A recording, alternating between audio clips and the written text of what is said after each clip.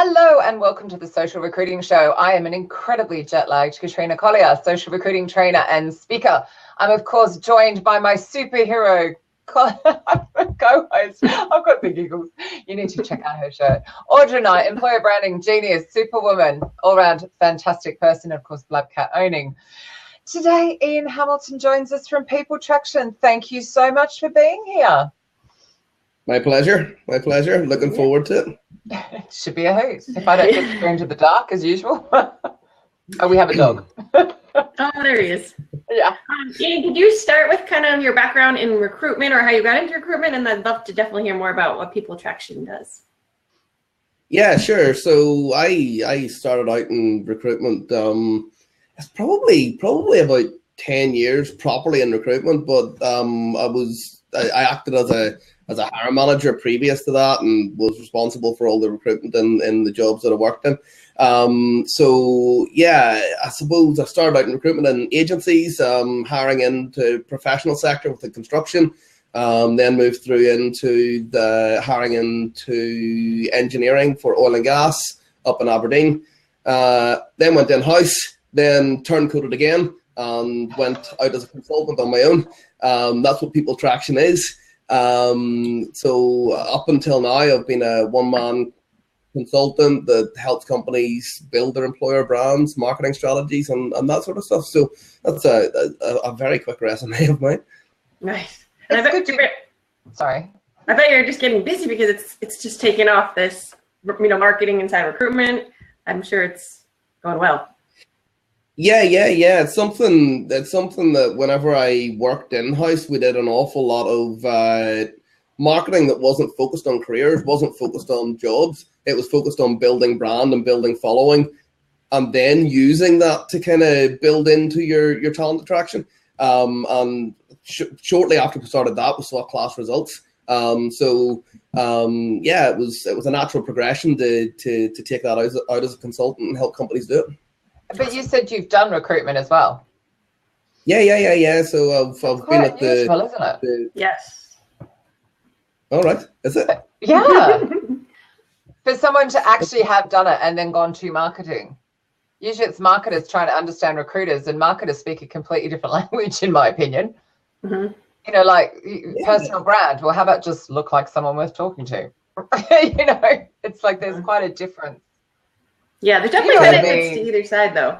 Sorry? I guess benefits the sort of stuff we should be doing as recruiters, and talent attraction is marketing. It's just that marketers commonly start a wee bit earlier in the journey. So if you think about that buyer's journey of starting to put your brand out in front of people to get that know and like factor, then engaging people into the trust factor, and then actually selling. Marketers start that a bit earlier, so they do, than recruitment, and that's kind of, I suppose, what I'm focusing on at the minute, starting that journey nice and early, so you get a following of people that are ready to engage with you.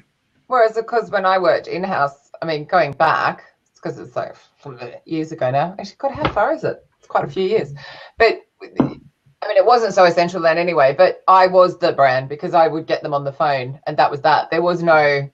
There's a lot more awareness that with this transparency of being able to go to Google and look stuff up, but we didn't have to, we didn't even need to have it. So I guess, yes, you're right. We start there. You're sort of starting and filling up to get to there, which makes sense. Yeah.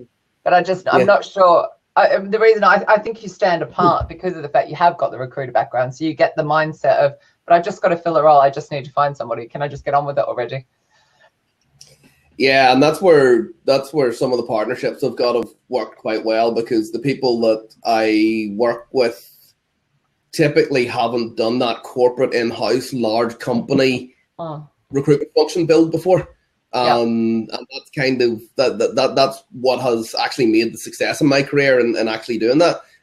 So yeah, some of the partnerships I have actually benefit from being able to understand those kind of the rings and hoops that you have to jump through. The legal people, the commercial people, the head of HR, the CEOs, the CFOs, and all this sort of stuff. Basically, to get anything moving, it has to be a multi-channel sort of thing rather than just Yeah, they were talking about that there's at ERE4, which sort of surprised me that it's so much about the fear. But as you said, Audra, it's a lot more corporate, isn't it, than what I'm used to with SourceCon, where everyone's really naughty, just gets on with it. But it was, yeah, there was so much talk about that and the politics and the fear and the marketing's in control, and trying to get some focus from them into the talent acquisition side can be quite fun. You must have some good stories in that area. Yeah, do you see where marketing teams and recruitment teams don't get along a lot, or are you starting to see it more that they're working together? So it's so early in those days, so it is, because marketers are revenue driven. So marketers still have that role of driving what is eventually sales. All the animals are in today, aren't they? So yeah, they're the yours in. Did we tell you to bring a friend? Right. So they're the task what's driving eventually sales, and for a recruiter to get their attention, it's so difficult. So it is, because we don't drive revenue. In fact, we probably drive spend. But the people that we hire will drive the revenue in the end. But there's that disconnect that is a challenge. In fact, the company that we did the transformation for, we actually removed the recruitment function from HR altogether. We didn't report into HR whatsoever. We reported into technical functions and marketing. So it was that transformation that we needed to actually paint a clear message to the business that we were, a different thing. I don't think it should sit in HR. Neither do I. I mean, it should work with it when you get to the onboarding and all that kind of stuff, but I don't think it should, maybe knowing what the pipeline is, hopefully there's some workforce planning going on, but no, it's so different, and you can't have those conversations with HR around as well, because sometimes they're not PC. You're asking questions that make them cringe, like, have you got kids to stop you relocating and stuff like that? And they're like freaking out. And you're going, well, if they have got kids and they can't relocate, it is a fair question. I'm not being discriminatory. So, but yeah, it's fun. Yeah, I like to think that I provide that slight into HR as well. So I've got my diploma in HR practice, and I'm an associate of the CIPD. So I like to be able to think that I can provide some beneficial advice whenever you're going through those conversations as well. But doing that workforce planning is just doing that research that a marketer does. How much business do I need to bring in over the next 12 months to hit our revenue targets? Yeah. Is very simple. A recruiter saying, how many people do I need to hire over the next 12 months to be able to hit our revenue targets? So it seems simple, but then the hiring manager change it on you. Or they don't know. Yeah. Yeah. There's lots of talk about that this week as well. Like, oh my God, what do you mean you don't know? So are we allowed to talk about what that other thing was that you're up to that you were talking about before show? Are we allowed to? Is it allowed? Secret news. No. News? I can talk about it. Well, good. Sorry. The brand isn't launched. But we've got our first couple of projects underway. So we're in the middle of launching a software as a service, which is artificial intelligence chatbots hosted on popular messenger platforms like Facebook Messenger, like text messaging, like Slack, like Skype, all these different things in there. Will it be on the career site too? Will it be able to be on your main career site as well, or more social media? Yeah. So the platform that we're developing out will allow us to actually continue. Well, and soon will allow us to continue the engagement between platforms as well. So where you drop off on one platform, you'll actually pick up on the next one. So it's really, really interesting stuff. And it actually jumps to... Personally, because I have people that start one on DM and then they flick to Messenger and then they go back to Twitter, and you're just going, could you stay on one? Could you just like pick one? I don't care which one. Just I'm talking about people. Just people. Just it's like quite funny. That's interesting though. Yeah. If you start, so you're saying they could start chat on the Facebook Messenger, and then if they go over to the career site, it'll like recognize them. Wow, that's cool. That is so cool. I want that. It's in development. Okay, so that's kind of the direction. Now, what? So there's lots of talk about chatbots at the minute. There's lots of talk about this funky technology that is that's out there. To me, it's less about having this snazzy new piece of tech that kind of facilitates a very quick conversation. To me, it's about instant engagement of every single candidate that comes to you. Yeah. Being able to really kind of work forward in that. So it's really, really cool stuff. Making sure people don't drop into a black hole, basically. Yeah, I always worry, though, the whole, like, you can just kind of mess with them. I've seen so many examples online of people, like, messing with them and asking the wrong questions on purpose, or just getting frustrated because the chatbot's not getting it. But do you think they're getting more and more advanced, so that won't be such an issue? Yeah, there is always a barrier with this, what is being called artificial intelligence at the minute. Now, it is a very impressive platform to have it on. It depends on whether you're speaking to somebody like me or whether you're speaking to Jacob Madsen or whatever as to what the definition of artificial intelligence is. But there is always going to be limitations to it. The biggest thing that we're kind of noticing there is that we need to make sure there's a kind of very quick fallback. So a fallback to instant person-to-person engagement, or slightly more kind of fallback to bring it into email conversation with somebody, or fallback to a delayed message, whatever that sort of process might be. As long as you can bring somebody into a person-to-person engagement whenever they fall somewhere that they've confused the bot or the bot's confused them, then So then how will that work with recruiters? You'll have just someone on call on different times? So for companies, a lot of the companies that we're working on, with at the minute have literally a follow the sun recruitment function. So we can bring that messenger conversation into a Slack platform where each recruiter would be logged into the Slack, and whoever's on at the time can continue that engagement through Slack, and it'll relay the messages through to the person on Messenger. We can have the recruiters go direct into Messenger to do that conversation. We can do so many things to actually tie systems together to bring it the way the company actually wants it. But then, that sounds familiar. Yeah.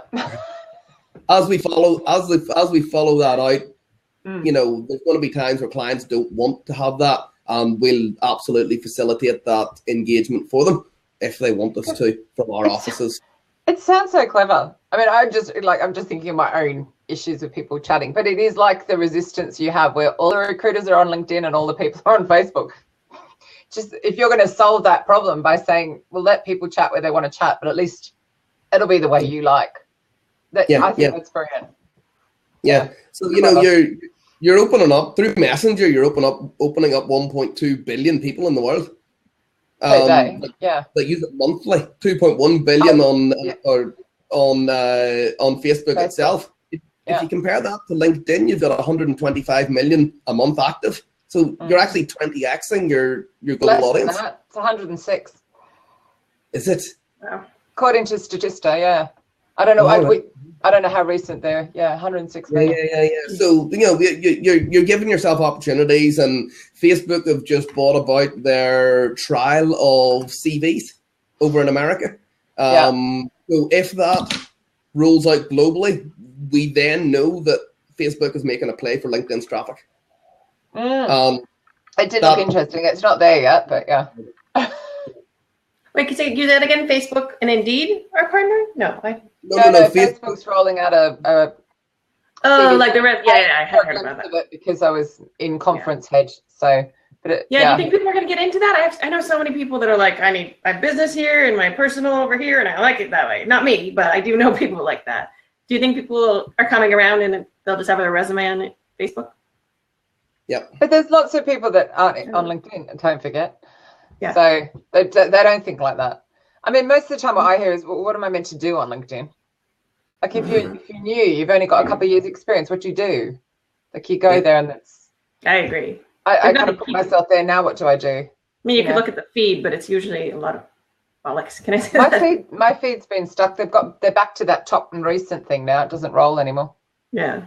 They brought that back in again, so it's back to being absolutely crap.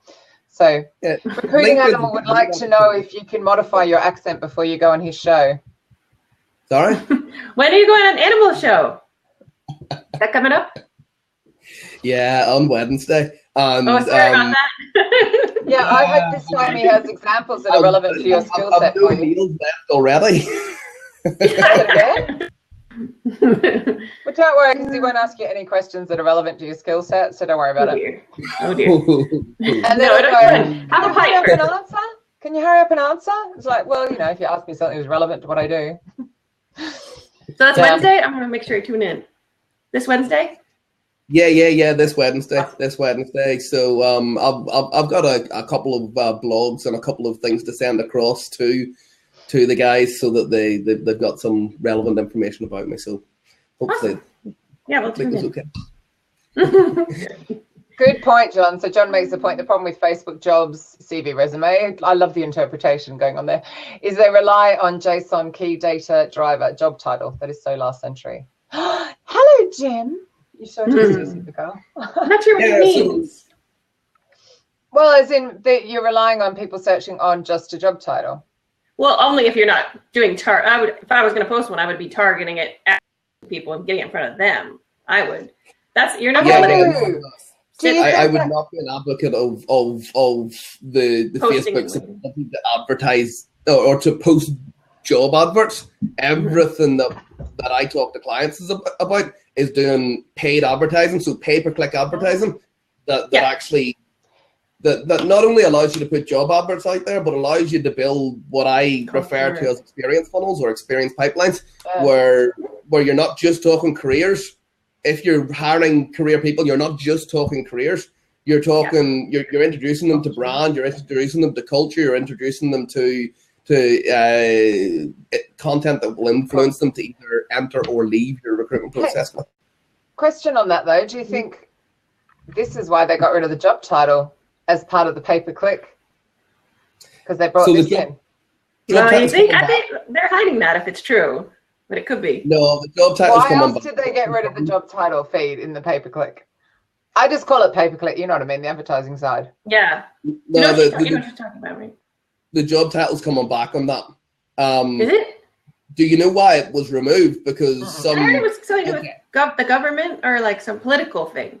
so basically, Facebook didn't watch the data that was being put in on job titles or on employers, and there was some rather racist behavior going on there. There was people that were employed by the Ku Klux Klan. There was people that were employed by much more horrible organizations than that. What it actually allowed advertisers to do was to put their adverts out to racist adverts, racist audiences, which is just terrifying.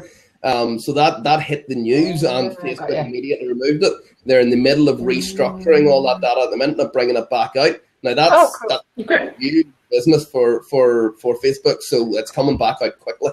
Is what we. Yeah, because that's great. I'm really missing job posts. No, but it's great for even just like culture advertisements or any kind of segmented advertisements at all. It's just nice to be able to do job titles and lots of different, ones that are all related. And I find it really useful. I've been missing it, but I think that's awesome. Work4 have partnered, and this is John's comment.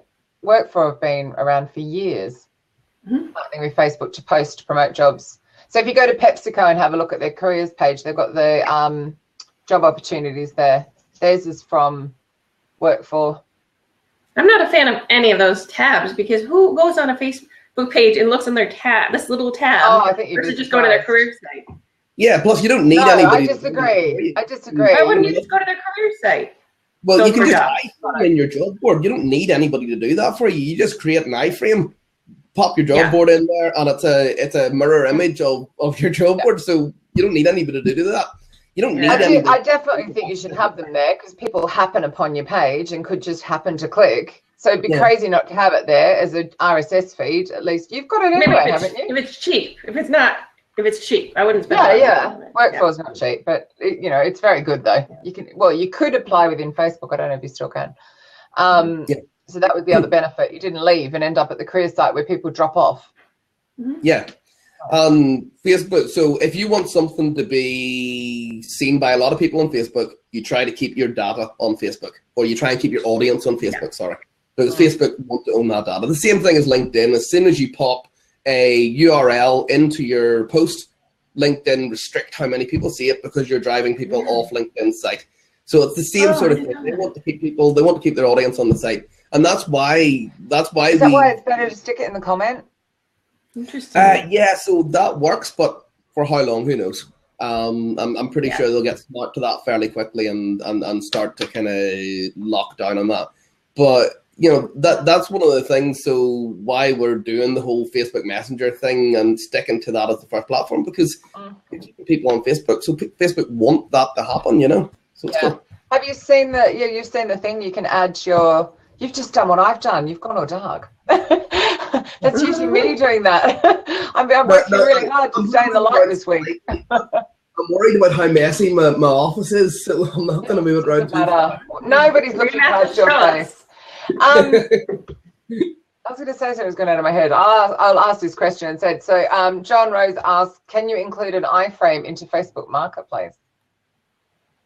Do people go into Facebook Marketplace? I don't, but maybe it freaks me out. I clicked in there by accident a couple of times, going, yeah, out, I want to come out. Actually, that's what I was going to say, because you can put like Messenger in your posts. If I do a Searchologist post that says, do you want to be on Messenger? I thought that was quite clever. So how does that work? Right, so this is literally the coolest thing, and Audra, you'll be all over this because with your marketing background. So if you think about driving someone from a Facebook advert to a landing page to an apply page, right? Yeah. You're going to have a drop off of what 75, 80%? Yeah. Something like that, you know, because people are clicking and not bothering to, or their boss walks behind them, or whatever it might be. Your application system is terrible. Yep. All that sort of stuff. So you deliver somebody from a Facebook advert into a chat bot or into Messenger. Every single one of those people you deliver subscribes. So you've got a 100% conversion rate of people that you can talk to. Right? Interesting. Yep. Which means that you can facilitate that conversation as you go. So basically somebody doesn't apply for a job, somebody drops off, you can still recommunicate with them in the future, you can market to them in the future. But somebody starts a job application. So if you think of going on to Taleo or one of these horrible experiences, somebody goes on to Taleo, works 5 pages through the 17-page application process and drops off, as they usually do. Well, on Messenger, if you start that, you can then stop it for an hour, you can stop it for 2 hours, you can stop it for 2 days if you want, and then come back and complete that application, but start where you left off. So if you've got a short application process and you're able to do it and break it up over time, then you can actually facilitate a next to no drop off, or the only people that drop off don't want the job anyway. So cool, they dropped off, that's fine. But then how do you get them into your ATS, or you don't? So you do. So we've got a smart platform in the background that will bring either the CV or a profile that we create in the background for that person, and we'll pop that into your ATS for you as an application against the relevant job. Nice. That's useful, because that's the real problem with the Facebook jobs, right? I tried it out and I was getting all these messages that are applies, but all different information, and I had to send it to the recruiter, and they were like, what is this?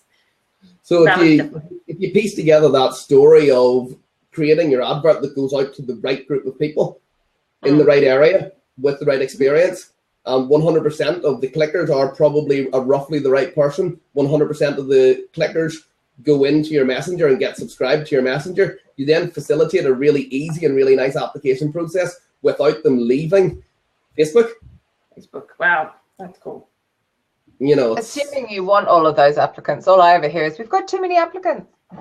That's the thing. You get a lot of you could get a lot of applies, and they could be the. But if your targeting is right, you'll only be attracting. Even if the right targeting, yeah. But even like you put job title, you put location, you put all those things, you could still get a lot of weirdos applying, right? I mean, well, no, because if you've got your job title, unless they've got the wrong job title in the profile, right? Unless they've made up a job title, or unless they've made up their employer. But if their profile is roughly accurate, only people that you target will see it, and so you don't get the people that aren't relevant or don't have the experience or whatever it might be. So, you know, there's a distance to go in the value that Facebook is providing. There's absolutely a lot to come, so there is. But as it sits now, it's pretty cool. Yeah, there's definitely a ton of potential. I'm still waiting for the ability to attach a document on a phone. I'm still back there. Yeah. So that, You know, like I have to already have it in Drive. I can't just go find it and attach it. You know, it's like, yeah. Anyway, sorry. I just threw that out there. We can bring plugins from OneDrive, from Dropbox, all that sort of stuff. So if you have it on OneDrive or Dropbox, you can do it. Or we can take the person through a very kind of nice question and answer. Employer, dates of employment, what do you do, what's the biggest success in your career, what's the last project you've worked on, that sort of stuff, and then PDF that into the ATS. Yeah. So there you go. Cameron's just asked that question as well. Yep. How do you attach a CV inside Messenger? On a phone. You can't that way, can you? You've got to go the other way, haven't you? Or can you attach things? Can you attach what documents in Messenger? Yep, and we can grab that document and you put it into the ATS. That's cool. Whoops. Yep. Where? Do you have an extension or something? I can't see where you can do that. On your phone. So you're using your phone at the minute. Yeah? Yeah. Right, okay. So on that's what we were saying. On desktop. No.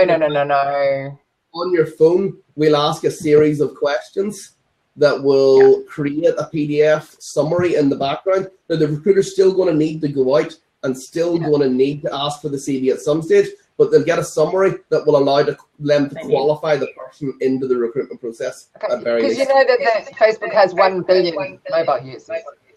Yeah, 1.2 billion, Messenger app users. And that's why we've created that functionality of the short Q&A to qualify somebody into the process.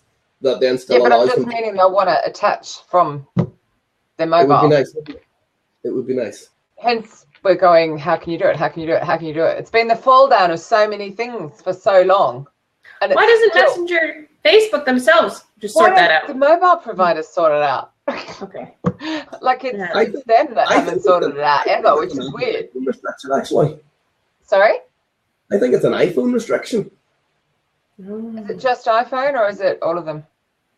I think it's iPhone. Now, I'd need to confirm that. I don't have anything other than an iPhone myself. You know that feeling of you've written an email and you suddenly go, oh crap. So you copy it, go out, get your document, start there and create your email, you know. Like so it's so trivial, but it's so irritating. Yeah, we have plugins in development that will allow us to use OneDrive, Dropbox and all that. The one that you doesn't look like soon we're going to be able to use is Apple's new file explorer, but it might come. Hopefully it comes.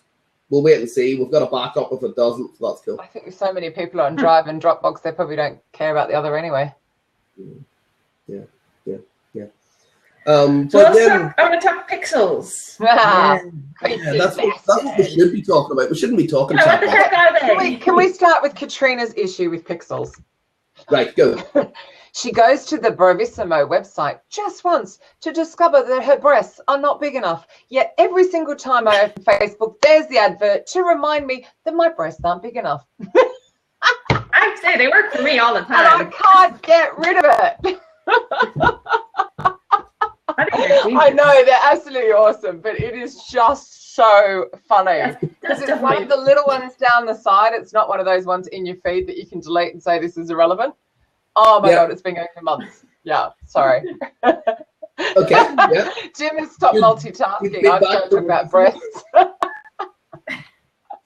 than that, I think they're awesome. So talk about pixels in recruitment. And moving on. I had to wake myself up from my jet lag. So pixels in recruitment. Let's starting actually with LinkedIn's pixel because that's the least used one. That's the people that didn't even know they had a pixel. Neither did I. Yeah. So they have a LinkedIn Insights pixel, which is essentially kind of the same as Facebook's pixel. LinkedIn Insights pixel allows you to do some cool stuff. So if you take it from the very start, you can put your pixel on your ATS. And the pixel will tell you the type of people that are visiting your site. So the companies they come from, the regions they come from, the job titles they have, right? Wow. Why doesn't your LinkedIn account rep tell you this? Don't they want you to use it? Yeah. Did I say Because that out right, loud? so when we get later in the conversation, you might start to find out. So if you pixel every page in the application process, and 5,000 people reach page 1, and 2,000 people reach page 2, and 1,000 people reach page 3, and by the time you've got to page 17, pretty much nobody, unless they are absolutely desperate for a job, has reached it. So you can actually start to see the people that reach each page along the process, and you can see where they work, what location they're in, etc. So you can say at page 1, if we drop off everybody that's irrelevant, that's just fine. But if we lose people that are really relevant, we've got a problem in our application process. You can actually take that data straight off LinkedIn, bring it to your business leaders and go, here's the proof. This is why we need to change what we're doing. This is why we need a custom job board. This is why we need better technology, etc., etc. And you can do all of that for free. It doesn't cost a penny to do that other than the cost of a developer or the cost of your ATS to put the pixel on. That's the first thing you can do, right? So then if you build upon that, right, and this is where it gets cool. So if you build upon that and take that audience that dropped off each of the pages and run through your search filters to people that are in relevant locations and relevant job titles and relevant industry, you then target with your paid advertising people that are warm to your brand, that are looking at your career site, but that are dropping off from your application process. Use that to run a PPC in-mail campaign, which sends at 45 pence per in-mail. So it's cheap as chips. You're going to a relevant audience and you're asking them either to talk to one of your recruiters, or you're asking them to come back to your site, or you're asking them to go through a nicer process than they've already been through. Basically giving you a way of putting a message direct into the inbox of the people that you want. The great thing about that is that sometimes LinkedIn's pay-per-click in newsfeed actually becomes quite expensive, 15, 16 pounds, that sort of stuff. So if you use the in-mails, 45p a send, and if you're targeting right people with the right call to action, it's going to create impact for your business. And that's just bringing the people that have dropped off from your website back to it and telling them that you really want to speak to them. And that's the first one. Then if you pixel the people... And that's just LinkedIn, which everyone's really comfortable with and no one knows about this. Yeah. So if you then pixel the thank you for applying page and use that pixel to remove everybody from your future advertisements, because you've got the data, why advertise them to them? Why not use your CRM, or preferably your marketing automation system to actually communicate with them in the future? Push the same messages out, push your employer brand out, communicate with them by email, but you've removed the people you've already paid for. So you never end up in that case where you're randomly punting a job out there onto a platform for 500 quid that you're receiving 250 applications that 248 of them are not suitable. Because you're advertising to the right people and you're removing the people that you've got on your ATS from it. So that's a really, really cool thing you can do. Now, LinkedIn... I have a feeling that Jim Stroud wrote best show ever about my particular pixel comment, but I think he should say it about what you just said. Yeah, I think it was about your boobs. Yeah, no, I think he means about what you just said, seriously. I'm not sure. Stop multitasking. I'm not sure about that. I know, a gentleman never tells. But seriously, mind-blowing. and Audra's right there in that world and had no idea, and you're really clued up, aren't you? This is amazing. Yeah. Very quiet. They've kept that very quiet. Yeah. So what does LZ mean by can't you just get that from fastbase.com? What? Fastbase.com. Is that a South African thing? Yeah, I don't know. You'll have to tell us. More importantly, did we scare? So I'm speaking to I'm actually talking to my LinkedIn account rep later today, so I'm going to give her some abuse and say, how can you tell me about this? Yeah, so or should I you're speaking to your LinkedIn account rep, they don't want you to remove people from your advertising. They want you to communicate with everybody within the potential audience with your adverts. Right. You're paying loads. They also want you to keep that data on LinkedIn as much as possible. I have this right now. I'm going to sound like I'm slagging LinkedIn off here, and apologies if anybody from LinkedIn's on, but I don't really care.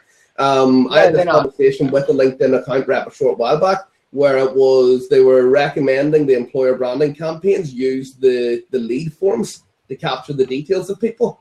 And I'm like, but that doesn't make sense, because if we pay to advertise to these people, we then capture them using LinkedIn tools and keep that data on LinkedIn. We then need to pay to them to advertise to them again, or we need to pay for a recruiter license to send them an email, or we need to if we're just in this continual circle of paying LinkedIn to communicate with people we've already paid for, what's the point? Yeah, and that's where like Firefish on the agency side, great for this sort of stuff. Candidate ID for marketing automation of lead generation. This is where companies need to invest in the right systems to capture details of leads so that they can communicate with them in the future and reduce on their advertising spend. You know, and that's why LinkedIn doesn't talk so much about the pixels, I think, anyway. But what if you're a smaller company and you just don't have the budget for a CRM? Then all this stuff is kind of trickier, right? Okay, so if there are free CRMs, or you could try something like Hello Talent if they're not in your applicant tracking system yet. There's always an option. Yeah. But you shouldn't be using LinkedIn as a CRM anyway. Because no, I'm not talking about LinkedIn. I'm just saying when you get all these email addresses, it's really convenient to put them into this, a CRM, so you don't have one. It's definitely tricky. Actually, how does that work with GDPR? Are they giving you permission by clicking through? So with GDPR, coming next year. Yeah. March, April. Are they giving? Oh, yeah. Sorry. Yeah, I know GDPR. I'm all over that with a few clients at the minute. Hey, I'm jet lagged. Anything could be coming out of my mouth right now. I'm sorry. There's no filter. Normally, there's an intelligence filter going on. No, it's not. I'm just blurting. So, no, I meant. But how does it work with the gathering that data? Okay. The pixel way. You're capturing it on a subscribe form. You're capturing it on a form like that. They're giving you their email. If you're pixeling people, you're not taking their data. You're just sending a pixel information to LinkedIn to create an audience for you. So there's no worries about that at all. If you're sending people from a bot, you're subscribing them to the bot. Absolutely. And they are agreeing to that whenever they click a button or whenever they click on an advert. The interesting thing is we don't actually take information from Facebook in the first instance. So we don't have anybody's personal data on our bots until they apply for a job, at which stage we pass it through to the client's ATS. So we're cool. Got you. More complicated than we're cool, but we're cool. I still think it's a lot of talk about nothing, and there'll be like, one person in 10,000 will have a half a complaint. The rest of us are like, whatever. Yeah. Like the terms and conditions that come through when you update your operating system on your phone, you just go, yeah. Or just still uses the Bitmoji keyboard, even though Bitmoji is reading her everything she types in. I told you that. I saw an interesting review a while back where I was talking about the GDPR regulations of several networks that included Facebook, LinkedIn, and Google. And it actually turned out that Google had far more obligations the way their system ran, and was going to be far more difficult for them to do things in the future. Literally Facebook and LinkedIn, because of the way it's a closed social network, you have to have membership and all that sort of stuff. That actually that became an awful lot more simple for these networks. So I wonder, are you going to see, are you going to see LinkedIn and Facebook really stepping into the proper PPC market, which is, well, Facebook's there. But are you going to see them starting to steal market share from Google and their advertising network and stuff like that? And that's where I would worry about some of the programmatic companies out there as well, because some of the programmatic companies not only do programmatic, but have databases of CVs with tens of millions of people on them. I would be worried about that. That they've gathered without permission, you mean? Right. With or without permission, but... Oh, okay. So, genre, simply subscription acceptance does not comply with GDPR. You will need to ensure if a person reconnects with your bot, they are given the right to be excluded. So it's kind of like an email opt-out? Yeah, it's like an anti-spam thing, isn't it? They always have with the current platform at the minute, they have the right to opt out at any time. Of course they do. It's a Facebook Messenger managed system. It's in their Messenger to hit stop. It's in their Messenger to do all of that. And because we don't actually subscribe them to our system, we subscribe them to the client's Messenger. You know, Right. Facebook terms and conditions, Facebook's responsibility, and it's good. It's good. But yes, John, there's a lot of things to think about whenever it comes to GDPR. So, but what about delete their data the client might have got? So, oh God, who decided to bring this rubbish in? Seriously. Right. So if the candidate be deleted from the client's applicant tracking system, I did. No, I didn't. If the person wants to be deleted from Facebook's system, they make that request to Facebook. But our system. Can't we meant to automatically delete it? As in, I thought the whole thing was we had to do it.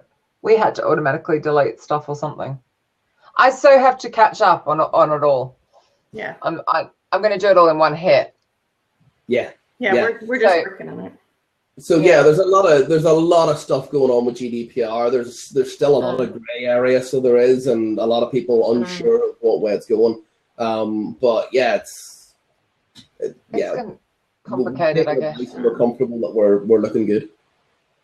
Yeah. Let's move on to Facebook Pixels. Facebook Pixels, right? We just did Pixels. No, we did LinkedIn. I'm teasing you.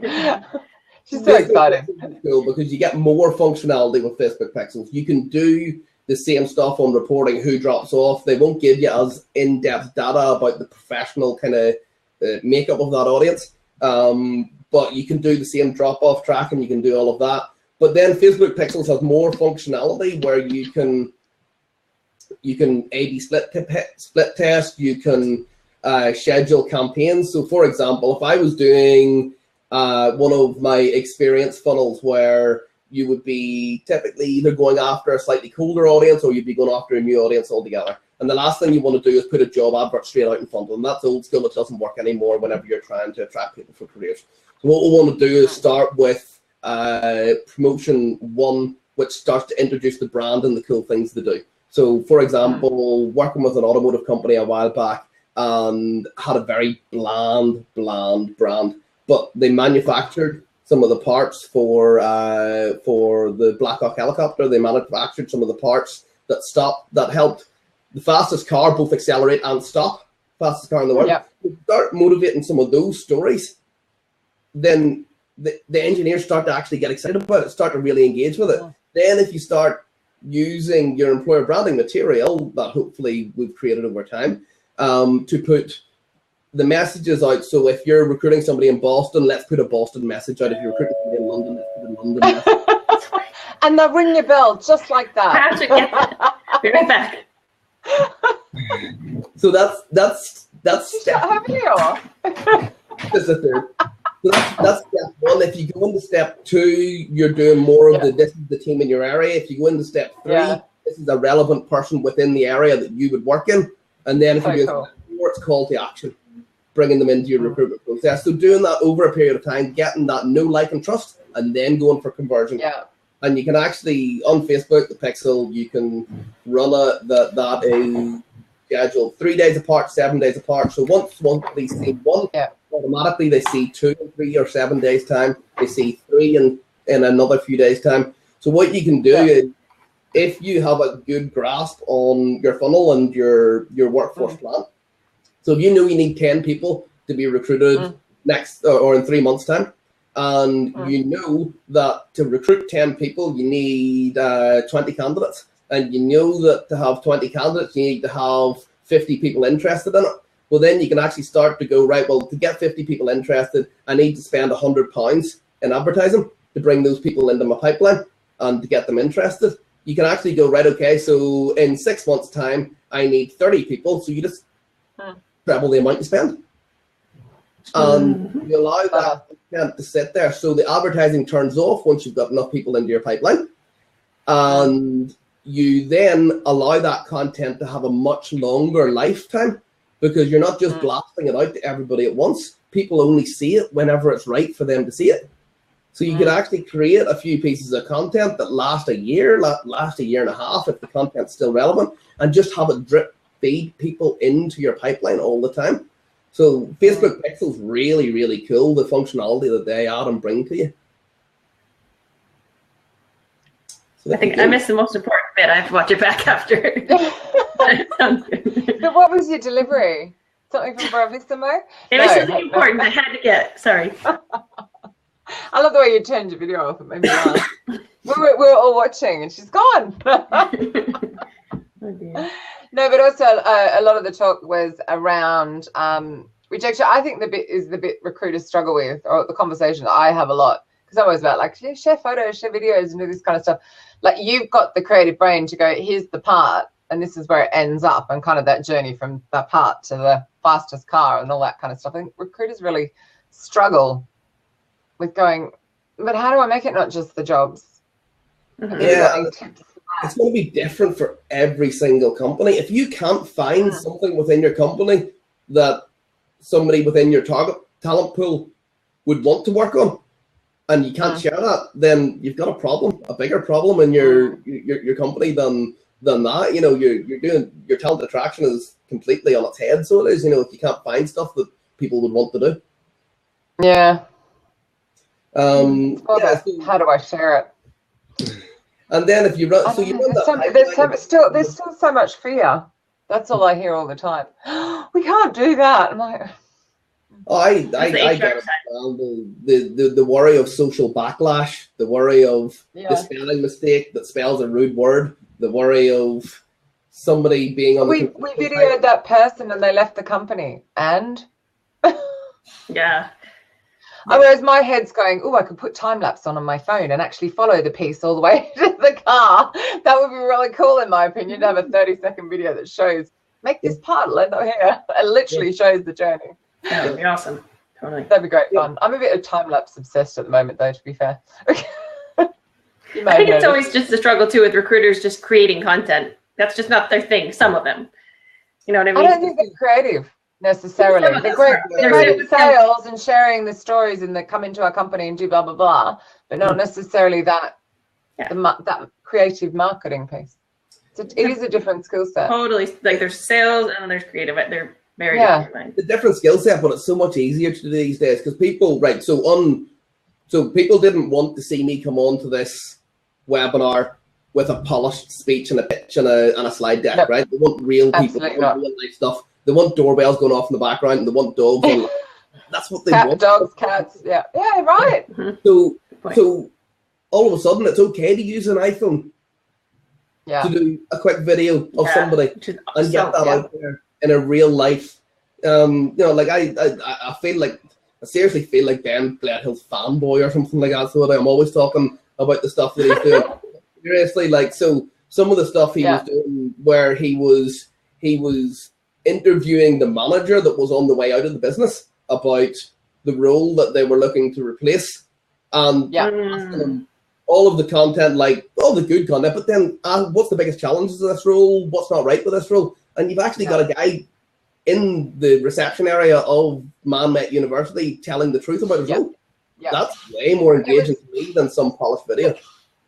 I'm looking for videos for I must admit I didn't go to Man Met because I wasn't sure the Americans would understand the accents.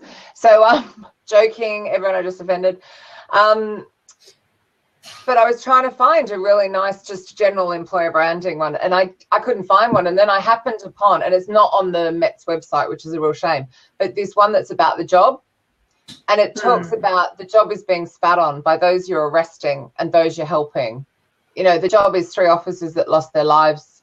The job is your wife you're about to lose. The job is, and it is so freaking honest. And it's not, it's polished, like it's done with proper cameras, but it's real police, real polished, real challenges. You know, 99% of the time it's paperwork and failed convictions. And it just gets everyone to deselect themselves out. It's 3 entire minutes long. I tell you, everyone was glued. It was fascinating watching them because it was so real. Yeah. And they just were like, the other I went, who could you do this? Like, first I went, who would work in that job? And one hand and the entire audience went up. And mind you, I think Jim was being a shit stirrer. And everyone else is just like, no. That's perfect. That's okay. That's okay. You don't want that. You want that one person. But I think there's this fear. Oh, thanks, Elzette. She obviously watched it. I cry. That was the only time I didn't cry. Oh, it wells me up every time I watch it. But then I went on to the really, here's a Instagram photo. Here's a, you know what I mean? Real. The other one that's really good at doing this is GE, right? So obviously they have a budget that's through the roof, and obviously they are in the big media company to do their filming. But the emotion that their video activates in you with the big thundering train going along the rail track, my mum works in GE. Trains and them working in trains, or the ones that they did where the automotive engineer or the aerospace engineer standing beside a jet engine, and they're adding humor and fun into it. That's cool. But just because you don't have that budget, just because you don't have that media agency, doesn't mean you don't do it. It means have you seen the donkey one? That's my favorite. The imagination donkey. You got to see that one. Yeah. Talk about funny. My only concern about all of those is it believable. So I was watching Company Will Remain Nameless. Actually, Industry Will Remain Nameless. And I was watching it. It's a male-dominated environment. And it had this very, very pretty blonde, and she is an actual employee, doing the video. And it's because I didn't believe it instantly. Because it was like, it doesn't ring true. She didn't sound right. She sounded very scripted. And it was just, it's really hard to get the balance. That's the other thing about all this content, Katrina. So I was involved in a conversation a while back on LinkedIn where there was, we'll not go into the details, but there was a person of a different ethnicity had won a big competition. And the comment was, isn't that employer branding gold for her employer? And to me, that reeked of old mentality where grab the person of the minority group and you use them as your showcase for your employer brand. If you do that, people will join your company and go, this is not what I saw. This is not it. Or people will just see it straight out from the foreground.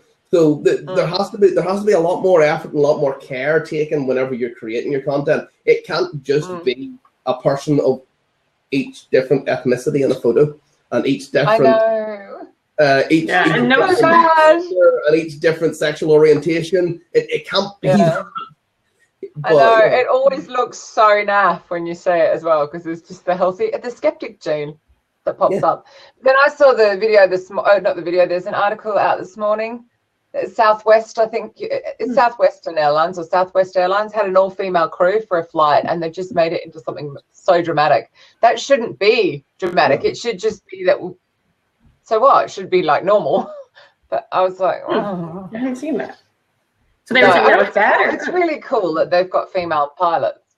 Oh, the pilots. Yeah. So the pilot, the whole crew, all of them, from the pilot the whole way through, were females. Cool. So what? Like, why can't a female fly a plane? Most of the time, the computers fly the plane, to be fair. But anyway, that's another whole conversation. But I just thought that was a bit of a shame, the way it was done. But it has taken to 2017 to happen. You're like, wow. That's. Speaking of video, do you, for your clients, for Facebook specifically, do you recommend video content? Because it seems to do so much better than even photos, let alone obviously text. Yeah, so absolutely. Video gives you an opportunity for people to interact with people rather than people interacting with image and text.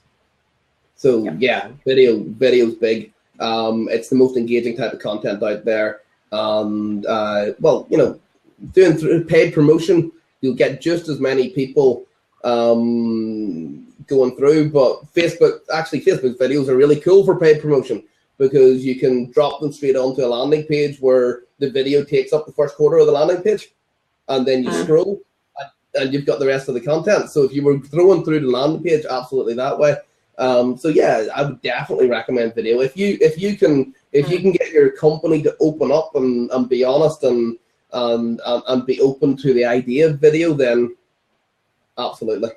Plus, if you have somebody to facilitate it. Be honest. I kept making the correlation as well because it somehow only just dawned on me that we spend so much time researching for a holiday, which is 2 weeks or 1 week of our life. Why wouldn't we do that for work? And it was like watching the little penny drop. But I'd only just thought of the comparison because it's like, as I was doing that to go to Minneapolis, why do managers just think that, oh no, nobody wants to see that, we'll just have it all like, really? When did you just look up the restaurant you're eating out on the weekend and check the reviews out? Like, why wouldn't people do this about 52 weeks of the year?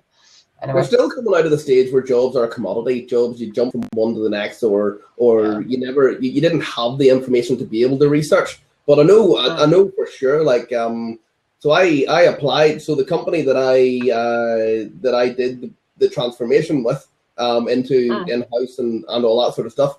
I applied for them 6 times before I got the job. Their applicant tracking system was so shoddy that they'd never actually seen my application before, and I had to use a referral through a friend to get an interview.